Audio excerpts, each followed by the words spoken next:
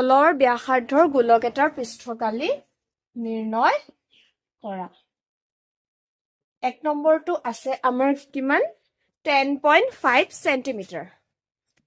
10.5 centimetre এতিয়া ইয়াতে আমাৰ যেহেতু ব্যাসাৰ্ধ দিয়া আছে হয়নে গতিকে r ইকুৱেল কিমান হ'ব 10.5 সেন্টিমিটাৰ হল r ৰ ভ্যালুটো দিয়া আছে আমাক কিহৰ উলিয়াব দিছে গোলকৰ পৃষ্ঠকালি এটা গোলকৰ যদি পৃষ্ঠকালি উলিয়াও গোলকৰ পৃষ্ঠকালিৰ সূত্ৰটো কি আছিল কি পাই r স্কয়াৰ নে 4 পাই r স্কয়াৰ হে 4 পাই r স্কয়াৰ তে 4 পাই r স্কয়াৰ যদি হয় 4 পাই মান কিমান আছিল 10.5 22/7 r ৰ মান কিমান আছিল 10.5 into 10.5 দুবাৰ আহিব দেই এতিয়া কথা হল 7 ৰে 10.5 ক 7 ৰে কাটা যাব নে যাব 7 * 7